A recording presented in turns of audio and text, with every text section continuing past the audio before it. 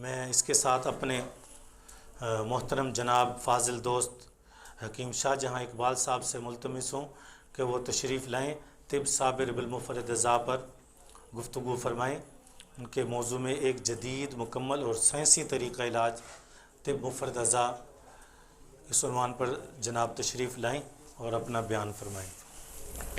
الحمدللہ رب العالمین والصلاة والسلام علی تشریف فرما ہیں سامنے اور سائڈ پہ بیٹھے ہوئے تمام کو السلام علیکم ورحمۃ اللہ وبرکاتہ۔ جو باہر سے تشریف لائے ان کو بھی دل کی اتھاہ گہرائیوں سے خوش آمدید کہتے ہیں۔ سلسلہ کیلو کال شروع ہے۔ صابر ملتانی رحمۃ اللہ تعالیٰ کے حوالے سے یہ پری سیمینار سیشن ہے اور کل الحمدللہ ہم سیمینار ہمارا جو ہے مرکزی اس کی طرف انشاءاللہ بڑھیں گے۔ کچھ بنیادی چیزیں اور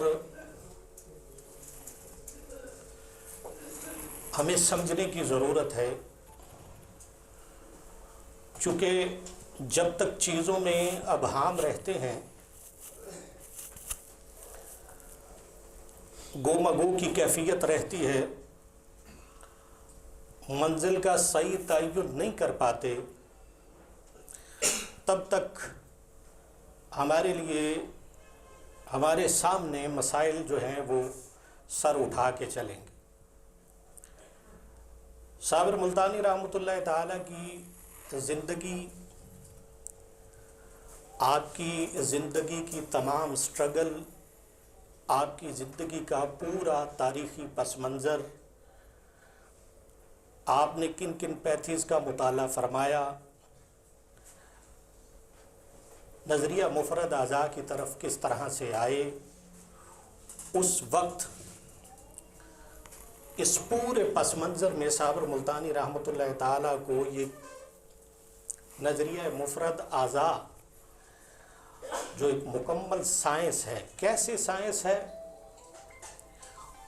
ایک بات، اور اس تمام جدوجہد اور تمام کوشش میں کہ پیچھے جو سارا ایک فریم ورک چل رہا تھا، ایک جدوجہد تھی اور اس کے مختلف مراحل تھے جو کتابوں میں صابر ملتانی رحمۃ اللہ تعالیٰ نے لکھے، اس کے علاوہ خزینۃ الحکمت میں آپ لکھتے رہے، مداوع میں لکھتے رہے، رجسٹریشن فرنٹ میں لکھتے رہے، اس پورے سیناریو کو سامنے رکھنا ضروری ہے، اس لیے کہ ہم جو ہمارے سامنے ابہام اس وقت پیدا ہو، اس وقت بھی تھے، یہ نئے نہیں ہیں، اس وقت کے بھی سیاسی لوگ، صابر ملتانی رحمۃ اللہ تعالیٰ کی ساری جدوجہد طبی جدوجہد تھی،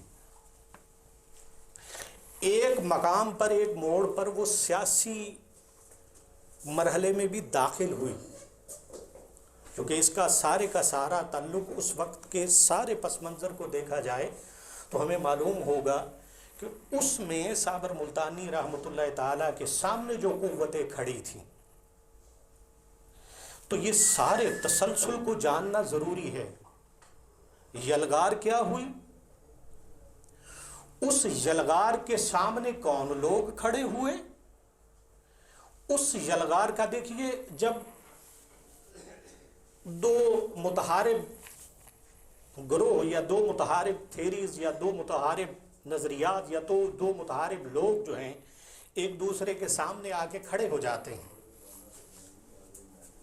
تو ظاہری بات ہے ان کو ڈیفینڈ کرنے کے لیے پہلی تو بات یہ ہے کہ ان کا اختلاف ہوا کس بات پر،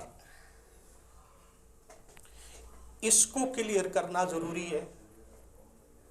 پھر اس اختلافات کی نوعیتیں کتنی قسم کی تھیں، پھر ان اختلافات کو ڈیفینڈ کرنے کے لیے ان اختلافات متحارب اپنے سامنے جس سے جنگ ہو رہی ہے اس گروہ کے لیے کون سے نظریات، کون سے ہتھیار، کون سی دلائل رکھے گئے۔ پھر یہ دیکھنا ضروری ہے کہ دوسری طرف سامنے والے اور اپنی طرف کون سے لوگ تھے؟ کیا ایسا بھی ہوا کہ تمام لوگ جو اپنے تھے وہ بھی دوسری سائڈ پہ کھڑے ہوئے تھے؟ ان کے دلائل اس وقت کے کس طرح تھے؟ تمام لوگ جانتے ہیں طب یونانی، طب قدیم پہ، طب اسلامی پہ اس وقت حملہ ہوا، طب جدید کا کتب بھری پڑی ہیں، ڈاکٹر اظہر کو پڑھ کے دیکھ لیں، مداوع میں لکھا ہوا ہے، ڈاکٹر بھولا ناتھ نے کتاب میں علم و عمل طب اخلاق پہ بات کی، جدید سائنس کروٹ لے رہی تھی، ٹیکنالوجی اور بایو میں بہت ساری دریافتیں ہوتی چلی جا رہی تھی،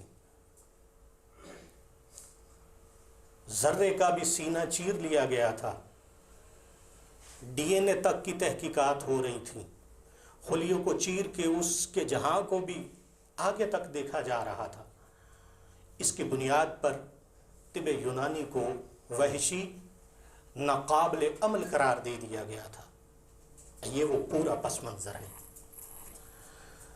سائنسی تو ہم دیکھیں گے نا کہ یہ کتنا سائنسی ہے، لیکن ان ابہاموں کو دور کرنا ہمیں ضروری ہے۔ اور یہ بالکل چھوٹا سا ٹاپک نہیں ہے، اس پہ کتابوں کی کتابیں لکھی جا سکتی ہیں کہ صابر ملتانی رحمۃ اللہ تعالی اور اس وقت کے جو طب یونانی کے بڑے بڑے نام تھے وہ کہاں کھڑے تھے، ان کا موقف کیا تھا، کیا جس میڈیکل سائنس سے نہیں، میڈیکل سائنس سے ان کا آمنا سامنا تھا، تو اس کے لیے کیا کس نے کس طرح کا موقف اختیار کیا۔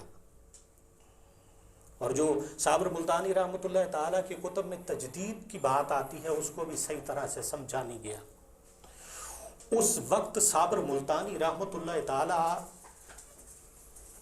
پڑھ کے دیکھیں کلیات، پہلی جلد کو دیکھیں، خطبات دیکھیں، ایسے ہی صابر ملتانی احباب بیٹھے تھے اور صابر ملتانی رحمۃ اللہ تعالیٰ خطاب فرما رہے تھے۔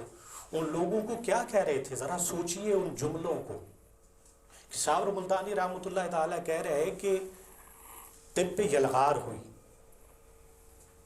اسے وحشی قرار دے دیا گیا، ان سائنٹیفک کہہ دیا گیا، کہا گیا اخلاق کا کوئی وجود نہیں ہے، اب اس کو دفن کر دینا چاہیے اور اس پہ فاتح پڑھ لینی چاہیے۔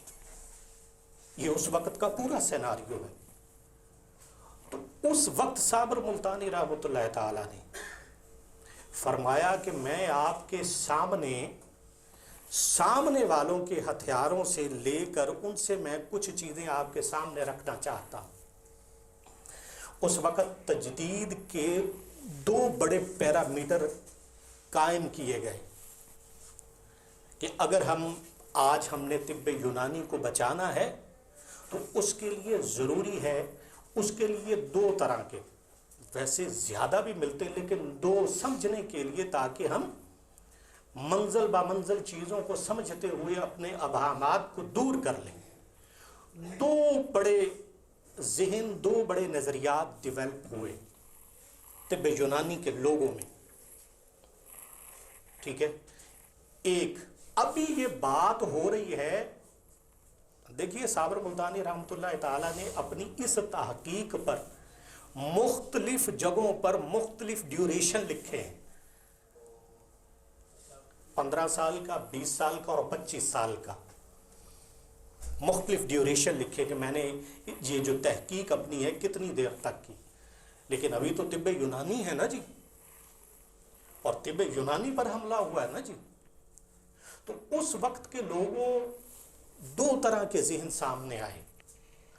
ایک نے کہا بات ٹھیک ہے، یہ جو ایلوپیتھک نے حملہ کیا ہے اور اخلاق کے وجود کو ثابت کرنا شاید ممکن نہیں ہے، تو اس کے لیے طریقہ کار یہی ہے کہ قبول کر لیا جائے، کچھ ہم ایلوپیتھک کو لے کے چلیں گے اور کچھ ہم اپنا طب یونانی کی جو چیزیں ہمیں ملیں گی اس کو مکس اپ کر کے ہم اس کو آگے لے کے چلیں گے۔ تاریخ پڑھ کے دیکھ لیں، آپ کو یہ نظر آئیں گے دونوں طرح کے وقت ہوتا اس پہ انشاءاللہ ہم کام کر رہے ہیں. پوری ٹیم خالد صاحب کی زیر اثر کام پہ لگی ہوئی ہے تاکہ ہم ان تاریخی پس منظر کو دیکھیں اور ہم اپنے لوگوں کو بتا سکیں. صابر ملتانی اس وقت بتا رہے تھے کہ دیکھیں میں نے یہ جو چیز یہ حملہ ہوا ہے، یہ باتیں ہوئی ہیں. اب اس کے لیے جو تجدید کا جو پہلو آپ نے اختیار کیا ہے، بڑے لوگوں نے، حضرت بڑے نام ہیں. آج وہ طب کے کوئی سخت بات نہیں میں کرنا چاہتا، وہ آج ٹھیکیدار ہیں، پورے وجود کے ساتھ ٹھیکیدار بنے پڑے ہیں. تاریخ میں پڑھ کے دیکھیے گا ہوا کیا ہے اور کیا کیا کیا گیا ہے اس وقت.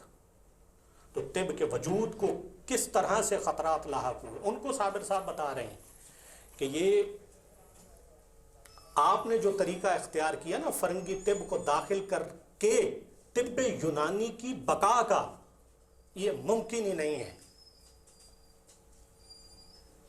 آج بھی دیکھیے گا ہماری کالجز اور یونیورسٹیاں کہاں پہ کھڑی ہیں، ذرا آج بھی اس کا آپ تجزیہ کریں گے تو آپ کے سامنے یہ باتیں آ جائیں گی. اور ایک یہ تھا کہ ہمارے جو فطری قوانین ہیں، طب کے قوانین ہیں، وہ مستحکم ہیں. ان کو منہدم کر کے اگر کوئی پیتھی، کوئی طریقہ علاج، کوئی سائنس ایسا جو بھی کوئی بھی چیز ہوگی اس کو ختم کر کے اگر آگے بڑھے گی تو اسے کبھی بھی قبول نہیں کیا جائے گا. یہ تو بنیادیں آپ ختم کر رہے ہیں. یہ مان کر کے آپ ایلوپیتھک کی بات، ایلوپیتھک تو کہتی ہے کہ آپ کا نہ تو ہم مزاج کو مانتے ہیں، نہ ارکان کو مانتے ہیں، نہ اخلاق کو مانتے ہیں، پھر پیچھے رہ کیا گیا. تو اس کو قبول کریں گے تبھی طب بچ سکے گی. اگر بنیادوں کو آپ ڈھا دیں گے، ختم کر دیں گے تو طب کی بنیاد، طب دفنا دی جائے گی، طب بچے گی نہیں. یہ کس کو کہہ رہے ہیں صابر صاحب؟ سامنے بیٹھے لوگوں کو خطاب کر رہے ہیں. کبھی دنیا پور میں اجلاس ہو رہا ہے، کبھی لائل پور میں وہاں پر ان کے خطبات کو پڑھا جا رہا ہے لیٹر کے ذریعے جو چلا، ان لوگوں کو بتا رہے ہیں کہ ایسے طب بچے گی نہیں. یہ طب اس طرح سے سروائیو نہیں کر سکے گی. یہ آخر کار یہ بھی ان کا طریقہ کار ہے، یہ حاوی ہو جائیں گے اس انداز سے بھی اور اس کو ختم کر دیں گے. اور ایسا ہوا آج بھی آپ دیکھ لیجئے اس وقت کے لوگوں. پھر آپ نے فرمایا کہ ہاں اس کی تجدید ضروری ہے. دیکھیے علم کا جب ارتقاء ہوتا ہے نا، ترقی اور منازل کی طرف بڑھتا ہے علم، تو جدید تقاضوں کے مطابق بہت ساری چیزوں کو اپنانا پڑتا ہے. اسی لیے صابر ملتانی رحمۃ اللہ تعالیٰ نے فرمایا میڈیکل سائنس اور سائنس دو جدا چیزیں ہیں، یہ ایک نہیں ہے. اب صابر ملتانی رحمۃ اللہ تعالیٰ نے تجدید فرمائی. ہمارے دوستوں کے ہاں ایک یہ بھی ابہام ہے، آج بھی مجدد تھے جی، کیا کبھی ہم نے غور کیا کہ وہ تجدید کس چڑیا کا نام ہے؟ یعنی کیا ہوتا ہے تجدید؟ وہ کن اصولوں کے تحت تجدید ہوتی ہے؟ جب تجدید کی جاتی ہے، تجدید کے بعد جو چیز سامنے آتی ہے اس میں اور جس میں کی گئی، کیا اس میں کوئی فرق بھی ہے؟ یہ ساری چیزیں چھوڑ کے جی صابر صاحب نے فرمایا کہ یہ طریقہ، میرا طریقہ کوئی نیا نہیں ہے، عبارتیں موجود ہیں، لکھی ہیں، میں کسی نئی طب کی بنیاد نہیں رکھ رہا، لکھی ہیں. اچھا، بڑے خوبصورت بات، پیراڈاکس بن جاتا ہے. اس کو دیکھیے، ایک آدمی کہے کہ یہ طریقہ نیا نہیں ہے، یہ نظریہ نیا نہیں ہے، اور پھر کسی جگہ پر فرمائے کہ نیا ہے. اب یہ کس کا حق؟ صابر صاحب تو چلے گئے اس دنیا سے، اللہ ان پر کروڑا رحمتیں فرمائے. آپ مجھے بتائیے کہ بظاہر یہ نظریہ نیا نہیں ہے اور یہ نظریہ نیا ہے، کیا اس میں تضاد ہے یا نہیں ہے؟ بتائیں گے ذرا احباب، ہے نا؟ اچھا، میرا طریقہ علاج کوئی نیا نہیں ہے، میں اپنی تحقیق اور نیا طریقہ علاج پیش کرتا ہوں، تضاد ہے یا نہیں؟ ہم محقق مانتے ہیں نا صابر صاحب، اور کھل کے بات ہونی چاہیے، ڈر ڈر کے بڑی باتیں ہوئی، ہمارے بزرگ بڑے سادہ ہیں، اب تھوڑا سا آگے آگے باتیں ہونی چاہیے۔ یہ ساری چیزیں کیوں ہو رہی ہیں؟ اس کی بنیادی وجہ یہ ہے کہ ہمارے پاس آدھا سچ ہے، آدھا سچ ہے، پورا سچ نہیں ہے۔ کیا یہ ہمارا حق نہیں بنتا تھا؟ ہم صابر صاحب کو ماننے والے ہیں اور صابر صاحب کی بتائے ہوئے طریقے پہ علاج کرتے ہیں، اللہ نے ہمیں روزی دی، مقام دیا، ہاتھ چومنے والے، ہاتھ باندھ کے کھڑے ہونے والے لوگ اب کس کی وجہ سے؟ صابر صاحب کی وجہ۔ اور ہم کام کیا کر رہے ہیں؟ کبھی کسی نے یہ کہا کہ صابر صاحب نے ایک جگہ پہ لکھا یہ نظریہ نیا نہیں ہے اور یہ نظریہ نیا ہے؟ یہ تو کھلا تضاد ہے۔ تو اس کھلے تضاد کو وہ ہم ان کو محقق مانتے ہیں، تو پھر یہ بات جاتی کی طرح کبھی اس پہ تحقیق کی؟ صابر صاحب نے اپنی پوری زندگی لگائی اس پہ اور مختلف مراحل میں کبھی پڑھنے کی کوشش کی۔ اس وقت صابر صاحب طب یونانی والوں کو کہہ رہے ہیں کہ جی میں طب یونانی کا نمائندہ ہوں، طب اسلامی کا نمائندہ ہوں، طب قدیم کا نمائندہ ہوں، تینوں طرح کی عبارتیں موجود ہیں۔ وہ سامنے والے کہتے پتہ کی لے آئے ہو جی، آپ کہہ رہے ہیں کہ میں نمائندہ ہوں نا جی۔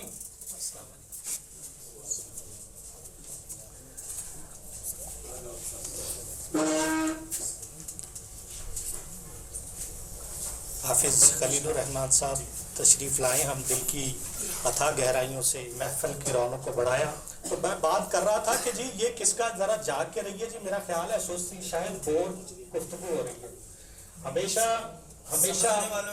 ہمیشہ میتھامیٹک کا جب بھی استاد آتا ہے نا، الجبرا پڑھاتا ہے تو کلاس پہ بوریت طاری ہو جاتی ہے، ٹھیک ہے جی؟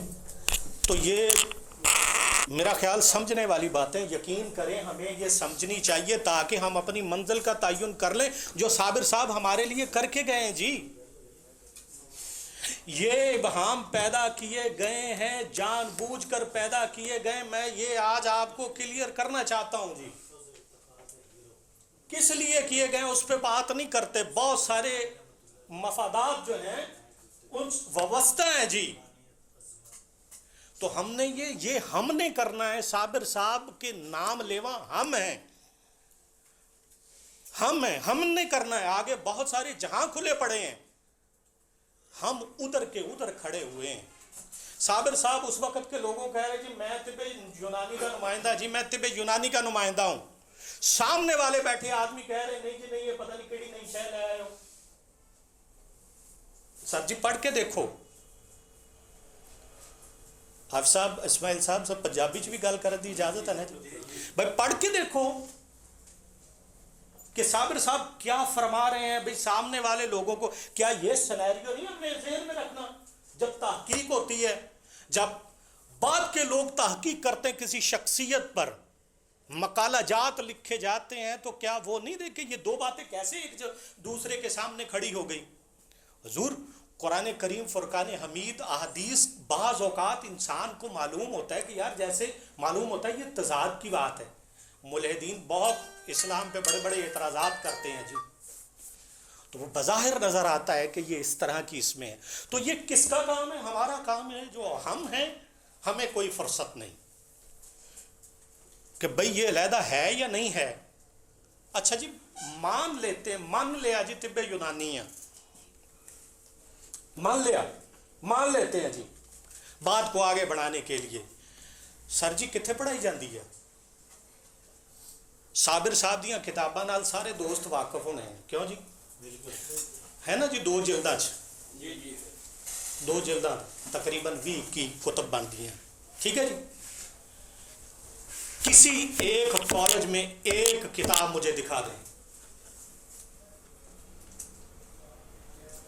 آج بھی آپ کہیں، جب آپ کہیں گے یہ کوئی نئی صحیح چیز ہے وہ کہیں گے یہ طب یونانی ہے. اچھا کہیں جی طب یونانی صحیح تو کون سی کتاب ہے جی؟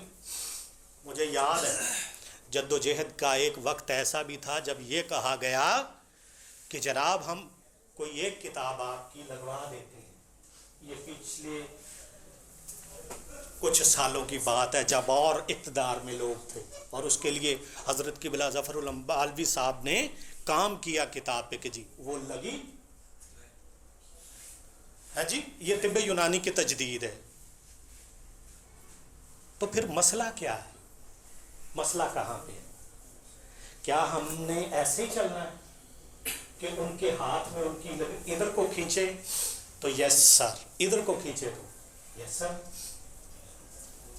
سیاسی مقاصد تمام کے تمام یقین کیجئے. وہ سائنس پہ تو بعد میں آتے ہیں, سائنس کو سمجھا. صابر صاحب کی پوری کتاب ہے جی. صابر صاحب کہتے ہیں ابھی تو یہ روس, امریکہ, چائنا والے نہیں جانتے جو میں بات کر گیا ہوں جی, جانیں گے بعد میں, جان رہے ہیں. ابھی یہ مرحلہ تو ہم نے طے کرنا, ابھی تو اس سے نہیں نکل رہے ہم کہ جی یہ نیا طریقہ علاج ہے یا نہیں ہے جی. دیکھو جی یہ عبارتاں پچھلے دنوں میں میری فیس بک پیج پہ حکیم رحمت علی راحت صاحب کے بیٹے سے بات ہو رہی تھی. اربا والے جانتے ہوں گے آپ میں سے موسٹلی لوگ, وہ مجھے عبارتیں بھیج رہے تھے کہ حضور تسی طب صابر لکھ چھڈیا, طب مفرد ازا لکھی جاندے ہو. ساری عمر صابر صاحب نے کیا طب یونانی, طب قدیم, طب یونانی, طب یونانی, طب یونانی. ایک انہوں نے حوالہ یہو جہا بھیج دیتا جہدے اتنے لکھیا سی کہ طب عربی حوالہ وا تے نال کادے لی ہوندا. میں کہا جی اے تے تسی حوالہ آپ ہی بھیجتا کہ طب نے جب ارتقائی سفر طے کیا تو کہاں کہاں سے گزری اور جہاں جہاں سے گزری, اور جن لوگوں نے کام کیا اور جن نظریات کو اس میں ڈیولپ کیا. حضور یورپ والے تو طب یونانی کو جانتے ہی نہیں, طب اسلامی دے نام تو جانتے ہیں, طب یونانی دے نام تو کوئی نہیں جانتے. ان کے مستشرقین کو پڑھ کے دیکھیں, پروفیسر ہٹی کو پڑھ کے دیکھیں, کچھ مقالہ جات ہیں وہ بھی ہم اکٹھے کر رہے ہیں انشاءاللہ. تو ان میں تو وہ طب یونانی کا نام ہی نہیں ہے حضور, طب اسلامی کے نام سے جانتے ہیں. ہم اسی الجھن میں پڑے ہیں, اس کو طب قدیم کہیں, طب یونانی کہیں, طب اسلامی کہیں, طب عربی کہیں, طب ہندی کہیں, کیا کہیں. ہم جب پڑھ کے آتے ہیں کالجوں میں سے حضور تاریخ طب پڑھتے نہیں ہیں. کیوں جی سر جی بولے ہو, سر جی بول لو تھوڑا جہا, کوئی گل نہیں, مکالمہ اچھی چیز ہوتی ہے, مزہ آتا. تو اس تاریخ طب میں لکھا نہیں ہے طب بابل, طب چین, طب مصر, طب یونانی. بابل و نینوا لکھا ہے کہ نہیں لکھا؟ وہ جی کہتے نہیں لکھے. اس کو کون کلیئر کرے گا؟ ان حراموں کو دور کون کرے گا؟ ہم نے کرنا ہے جی, اور ہم کرنے سے قاصر ہیں کیونکہ ہمیں اس طرف جانے نہیں دی. یہ پلیٹ فارم اسی لیے ہے انشاءاللہ عز و جل. اس میں اب ہم نے اپنی منزل کا تعین کرنا ہے, ہم ہیں کون, ہماری تعلیمات, ہم کس پہ چلتے ہیں. آدھا تیتر آدھا بٹیر والا کام نہ چلے تو زیادہ بہتر. ہم ان تمام طبوں کو احترام کے ساتھ دیکھتے ہیں. صابر صاحب کے پیروکار ہیں جنہوں نے فطرت کی بنیادوں کو ڈھایا نہیں ہے, منہدم نہیں کیا. ہم ان کو احترام کے ساتھ جانتے ہیں, ان سے ہمارا کوئی اختلاف نہیں ہے, ہونا بھی نہیں چاہیے. صابر صاحب نے کیا بھی نہیں ہے. انشاءاللہ اس پہ کوشش کریں گے. پورا ہمارا تھیسز ہے کہ ہم عہد بعہد صابر صاحب کی زندگی کو ڈسکس کریں, کب کب آپ نے کیا کیا فرمایا اور اس کی نوعیت کس انداز کی تھی. حضور یہ کام کرنے والے ہیں, ان کاموں کو ہم نے کرنا ہے. سائنس کے ساتھ ہم نپٹ لیں گے انشاءاللہ عز و جل. صابر صاحب نے نپٹا ہے بڑے خوبصورت انداز سے, ہم بھی نپٹیں گے انشاءاللہ. اب وہ آ رہے ہیں, واپس آئیں گے آپ کے پاس. کچھ مقالہ جات باہر کی یونیورسٹیوں کے میں نے دیکھے ہیں جہاں پہ ایک, اب دیکھیے یار خوب کیسی بات ہے, وہ باہر کا پروفیسر جب تاریخ طب پاکستان پہ بات کرتا ہے تو ایک نیو اسکول آف تھاٹ پہ بات کرتا ہے کہ یہ ہے صابر صاحب. وہ ہسی ہجے بھی اسے چکر چکے ہیں جی بھاجی اسی کہڑے ہیں. سارا کا سارا ہمیں صرف ایک پردہ ڈالنے کے لیے یہ ہمارے ساتھ کیا جا رہا ہے. ہمارے جو بزرگ ہیں بڑے سادہ ہیں, بڑے خلوص والے ہیں. قسم خدا دی کئی بزرگاں نو چکر دیتے انہوں نے, بلکہ کئی بزرگ تے اس دنیا فانی تو بھی چلے گئے جنہوں نے کہا جی تہاڈیاں کتاباں لاواں گے تے نال توڑ لیا تے ووٹ لے لے. سر اے تے ساڈے اکھاں دیکھن دیاں گلاں, چلو کتاباں تے اسی پڑھدے ہاں, تاریخ دے کوئی نہ کوئی لکھن والا یا لکھان والا کوئی نہ کوئی کتے نہ کتے ہو سکتا پرابلم ہو جائے, لیکن اسی اپنی موجودہ زندگی کے اندر جن لوگوں کو دیکھ رہے ہیں بھائی جان, ان کو مگر لگائی رکھا. ہم بھی اس کے شاہد ہیں اور لگے رہیں, کیونکہ بزرگ تھے ان کے پیچھے, تو ہم تو بزرگوں کے پیچھے چلنے والے لوگ, تو ہم چلے. جب مطلب نکلا جی تو بھائی جان اے تجھ پچھلے دنوں ہماری ایک اکیڈمی کی ہماری بہن تھی, تو وہ کسی سیمینار میں طب یونانی ہمارے لیے, میں پھر کہہ رہا ہوں, میں اس بات کو کلیئر کر کے آگے چل رہا ہوں, اتنا حصہ کوٹ نہ کیا جائے.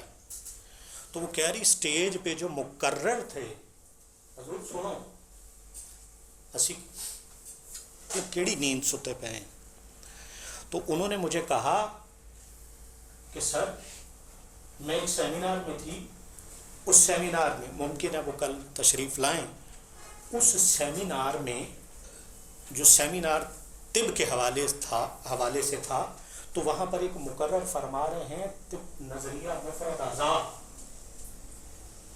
ایسے ہے, کیسے ہے, جیسے اسلام میں قادیانیت.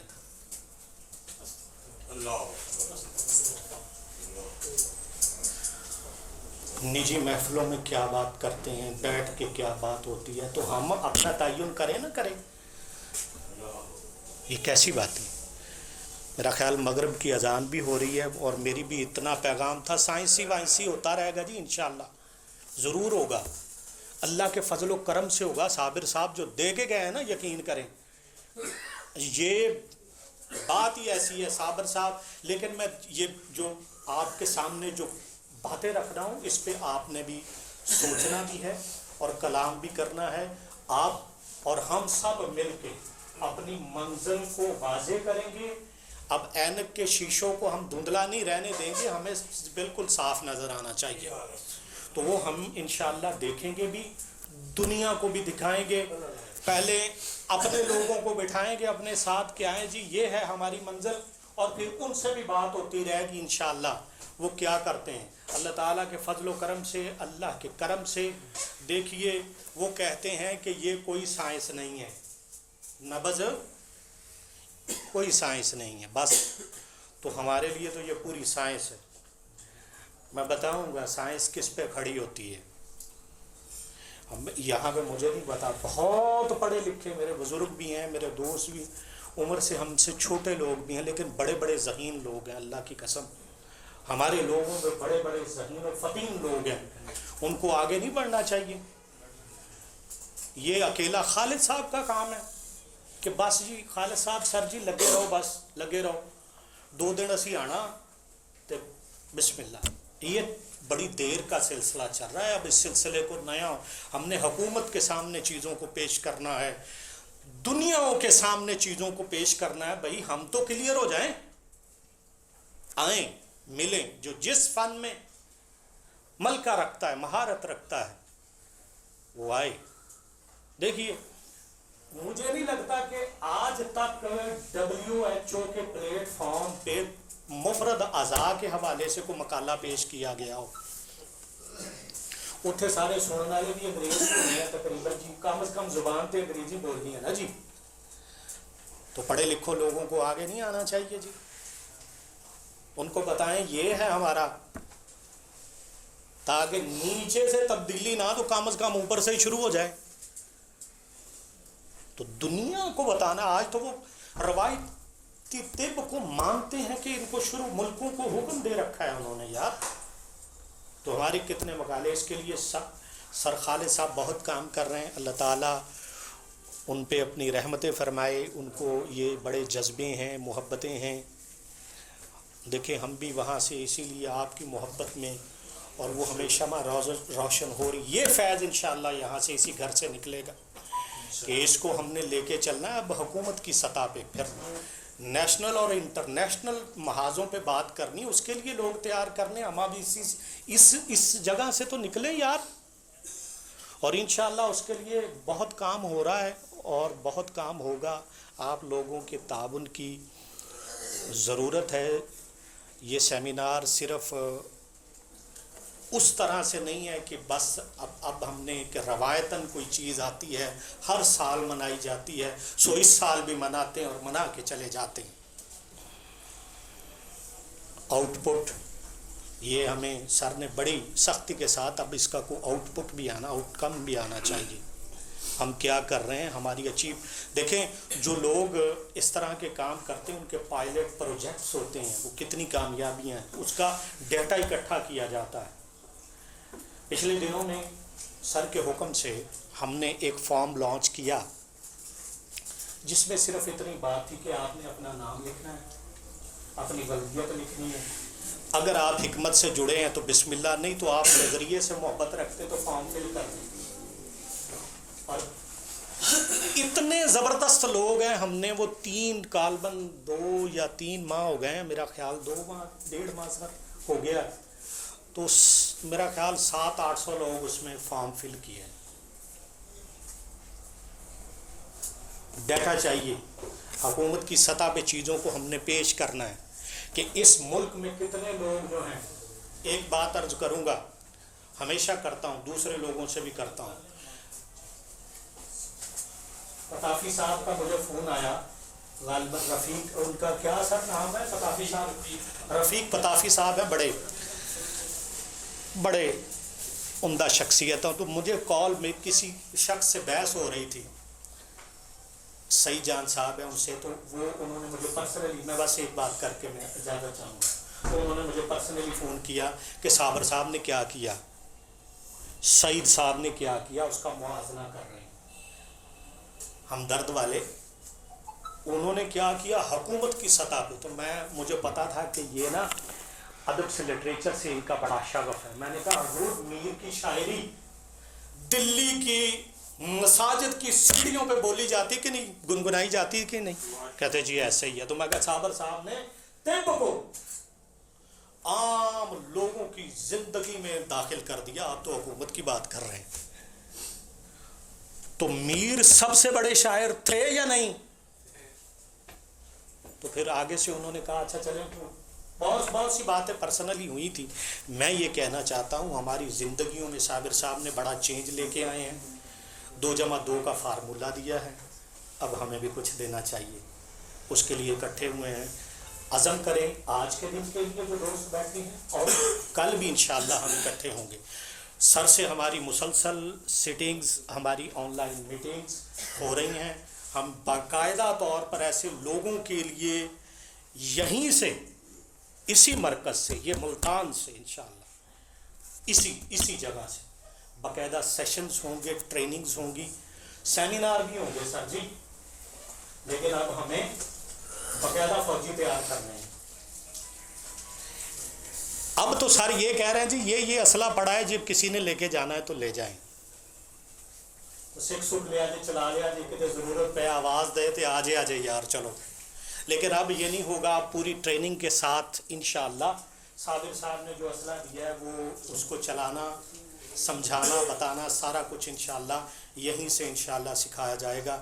اللہ رب العزت سے دعا ہے کہ اللہ تعالیٰ مشن صابر جو ہے, کاروان صابر, آپ لوگ اس میں شامل ہیں, آپ کی بڑی ضرورت ہے. اللہ اس کو کامیابیاں نصیب فرمائے.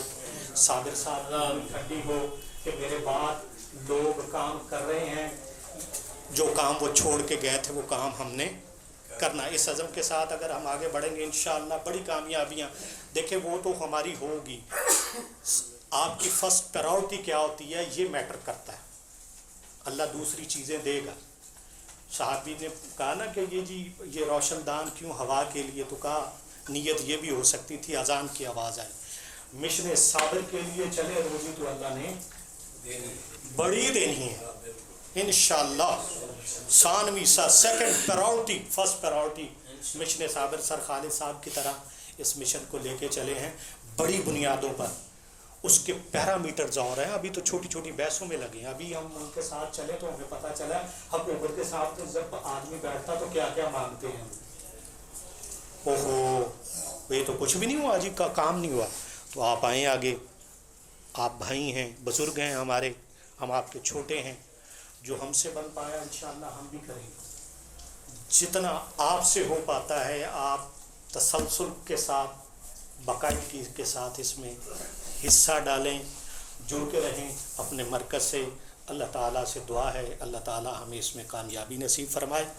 جو اس دنیا سے چلیں گے اللہ ان کی بخشش و مغفرت فرمائے ان کے درجات کو بلند فرمائے اور ہمیں بھی ہدایت کا رستہ. وما علیہ